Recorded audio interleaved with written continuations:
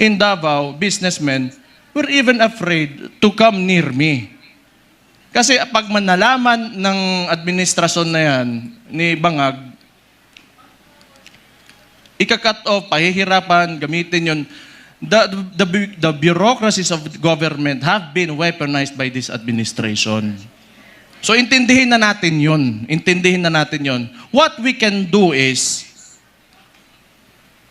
we go back to the roots, we campaign for our candidate. Wala rin naman tayo, kasi hindi rin naman tayo papansinin ng mga mainstream media because, you know, lahat, masang Pilipino man tayo. So we do what we do best. 2016, anong ginawa nyo? Walang campaign materials na mabibigay yung tatay ko. Anong ginawa nyo? Kayo gumawa sa sako. Then this will be 2016 all over again. Let's reclaim the country and give it back to the people. Yon!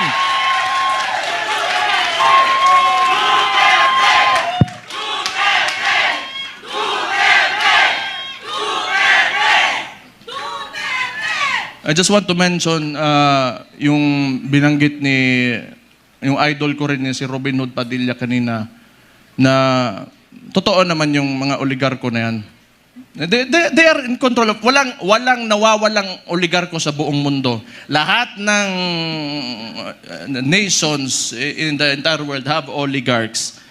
Ito lang naman talaga. Kontrolado ba ng mga oligarko yung namumuno ng bansa? Yun ang mahirap.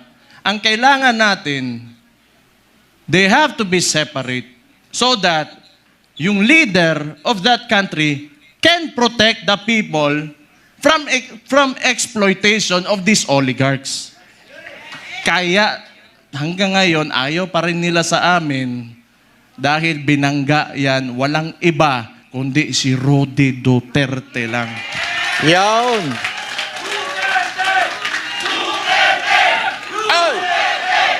Ay! So siguro naman,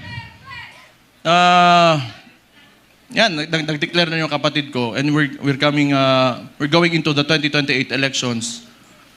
Pakiusap ko lang sa mga oligarko, may mga mayayaman, malalaking negosyante talaga that have command of the economy. Maawa naman kayo sa mga tao. Maawa naman kayo sa mga tao. Give this country a chance na sumarap din ang buhay ng yung mga naglalakad lang sa daan na walang mga sasakyan. Yung sinabi ko kanina, it really breaks my heart. You know, yung living conditions ng tao ngayon. Sometimes, you know, it makes life harder to live seeing this. Sa totoo lang. You know, I am guilty because I have may bahay ako, sementado, nasa loob ng subdivision. It makes me feel so bad that the other Filipinos, my countrymen, have to suffer. Kaya naman tayo nandito. Alam ko, mahal niyo yung tatay ko dahil alam niyo na talagang minahal at mahal niya yung bansang Pilipinas.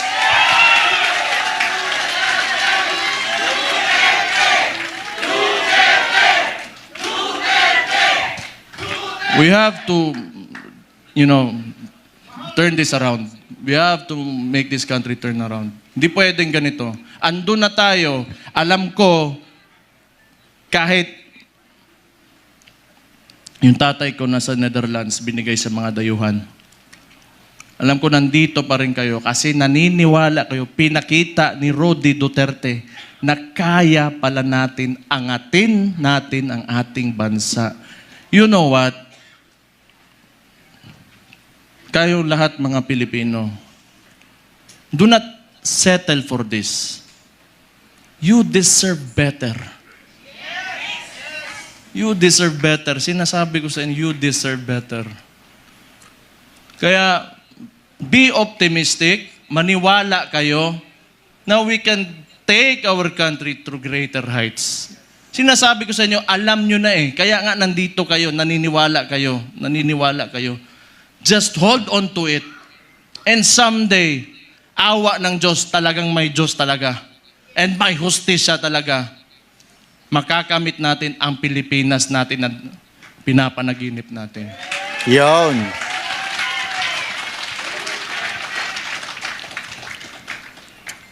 Isa,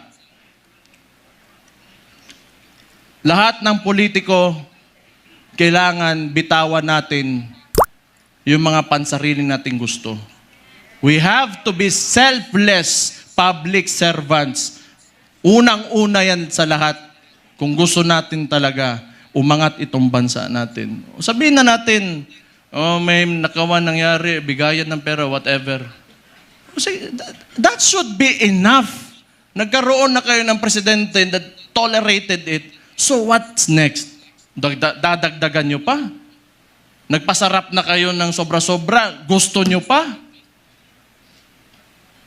You know, kung swerte na kayo sa buhay, it's time you give back to the people. Huwag niyong pahirapan yung mga tao. Tama na yan. Okay na yan. Siguro yung mga anak nyo maka-aral sa abroad, you can eat, in a very nice restaurants. Tama na yan. That's okay. Isang ulo lang naman ang kailangan namin. Ang ulo ni Bongbong Marcos! Yun!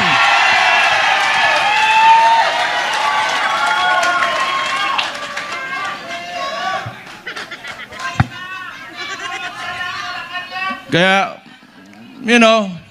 this coalition, if you cannot approach me, you approach Mike Defensor, you approach Bebot Alvarez, you, the congressman, I'm talking to you, if you want to defect, talikuran nyo na yan because alam nyo, kayo, mga politiko, nakatira kayo sa Pilipinas, huwag nyo sirain ang bahay nyo. Yun!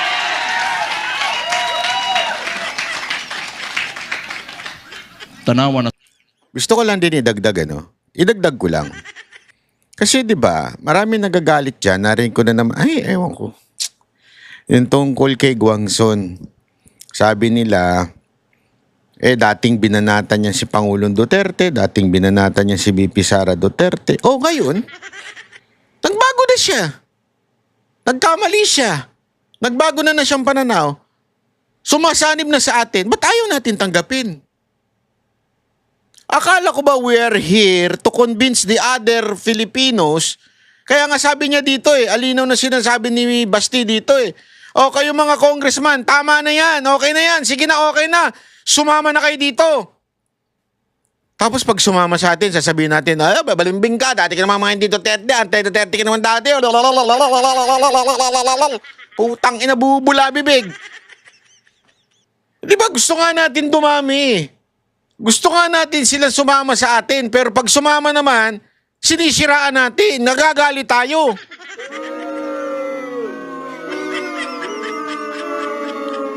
Hindi tayo dapat same na mga pinklawa na may cancel culture. Yung cancel, kinakancel. O ikaw, ayaw ko na sa'yo, cancel. Ano ngayon, kunwari, eto dating anti-Duterte, pero ngayon, nandito na sa atin. Di maganda. Di ba yun naman ang goal natin? Magbaligtaran na lahat ng mga congressman, sumama na sa pinaglalaban natin. Ngayon, nagagalit kayo. Labo nyo. Kanino kayo makikinig? Kay Baste o sa ibang tao? Ako, kay Baste ako. Suko na bugo.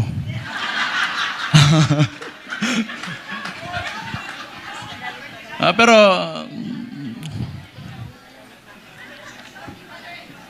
tama yun kasi si Martin, wala naman. Si Bongbong na ang sunod. Tama yun. Si Martin yung talagang mautak na marunong magmaniobra ng Congress Ngayon, baka si Charis.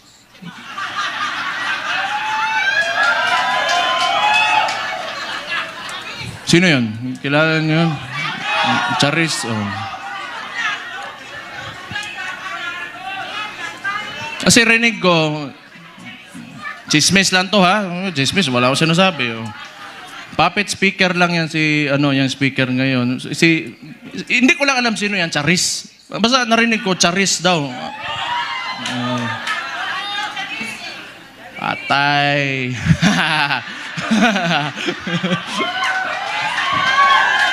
Hala mo diya. Basta ako, nagsalita na ako. Yun yung nasa puso ko, yun na nasa isipan ko. Kung maniwala kayo, okay. Hindi kayo maniwala, okay lang din. Kung hindi ko maniwala tayo dito lahat, nabangag talaga yung gago nasa taas, alam nyo na anong gawin nyo. Ilagay natin ang Vice Presidente sa 2028 na Pangulo natin. Ito lang, yung mga nananawagan na gusto natin ng radical, revolutionary movement. Gusto nyo? Sumama kayo kay Leandro Libiste. Punta kayo doon. Yawn. Hindi, kilala ko yan noon pa. Kilala ko si Leandro. Pumunta yan ng Davao, nagbigay yan ng mga solar panel sa isang indigenous community doon sa Davao City. Matagal na. So, may yan sa CSR na ginawa doon. Kaya mabait yan na bata. Mas matanda ako ng konti eh.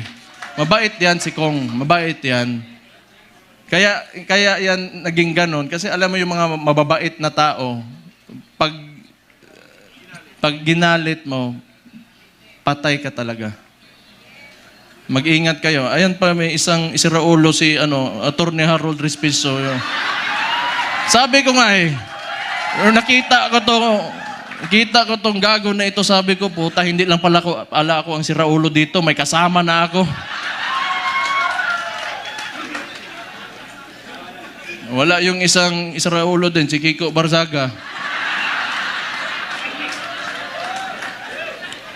Pero pag I want to talk to the younger people in the cameras. Subaybayan niyo yung mga bata na yan, yung mga tao na yan. They are the future of Philippine politics. Sino ba namang siraulo na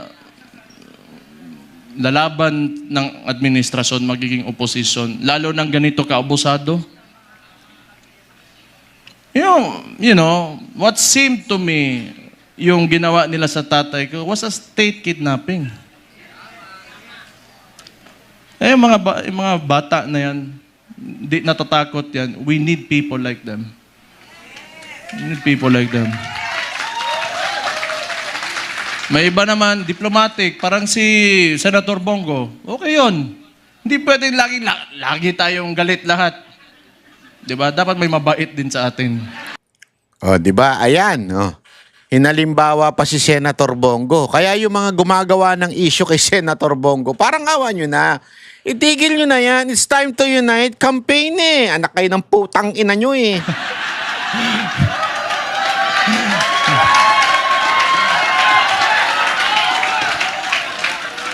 Hindi, good nature na tao si Senator Bongo.